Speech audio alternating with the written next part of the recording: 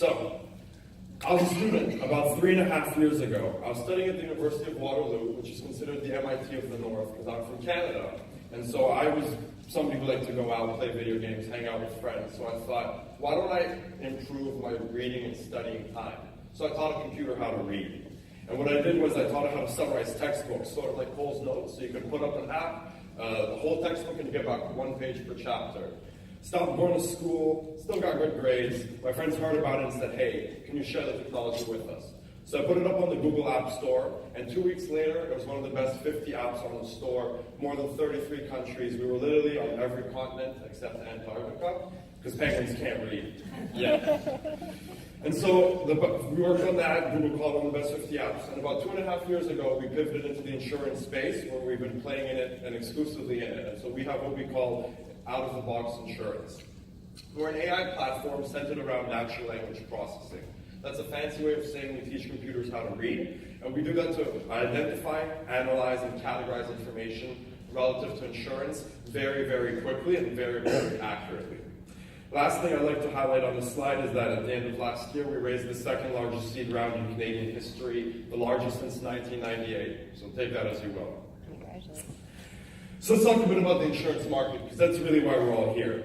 Today, the market is very slow, reactive, and product-centric. And the goal is to make it agile, predictive, and customer-centric. But there are many constraints working against all of us in this room. Increasing operating costs, errors and omissions, which nobody likes to hear about. But probably the biggest driver of all change is enhancing the user experience.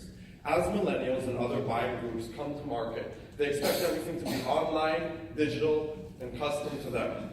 And one of the best ways to meet these problems is by leveraging what we call digital employees, which you can think about as someone who doesn't eat coffee, feels great every day, Monday to Friday, Christmas Eve or January 1st, comes into the office 24/7, 365, and works perfectly.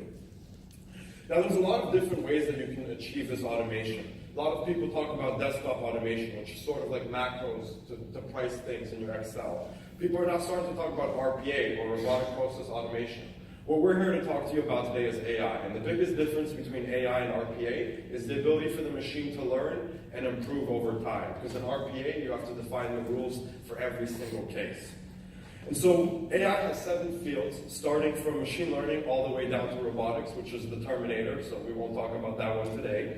And what we focus on, as I mentioned, is natural language processing, and more specifically, content extraction and classification, and we leverage every single type of machine learning to do that. Deep learning, supervised, unsupervised, reinforcement, you name it, we got it.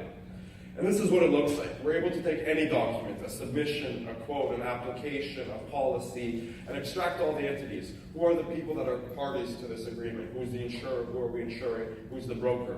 How much are we insuring them for? What locations are we insuring? What's the deductible? What's the limit? All of the information you need to make smart decisions, either as a broker or as a carrier.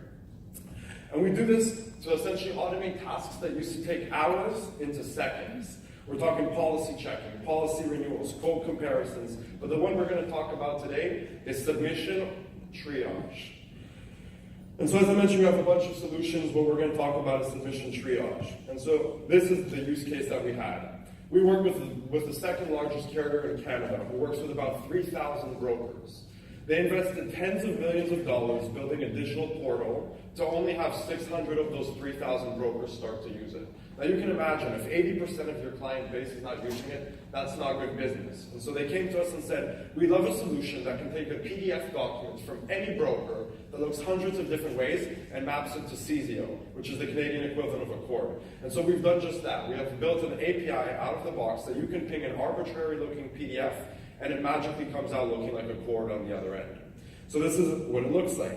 So you take a form like this, we've highlighted some of the information, comes out like this. So you're able to take the broker information, you're able to map the applicant information, you're able to map any types of claims history that they've had in the past, you're able to map out what deductibles do they want, for what lines of coverage, what co-insurance, and what limits. And all of this takes less than 1 second to do out of the box. So there's a variety of ways we help.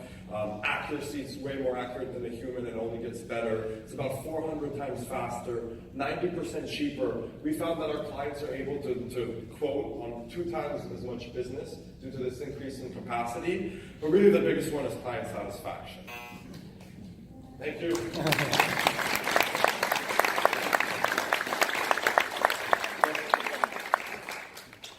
Question and answer period? Turn over to our desk. We've got 5 minutes Q&A.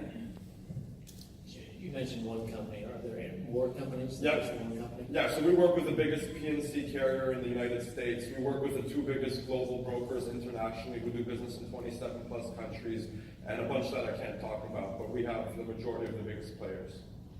And how do you price your product? It's just a SaaS model based on volume. There's certain pricing tiers, about 80% cheaper than doing the same work by hand. Revenue positive? Yes.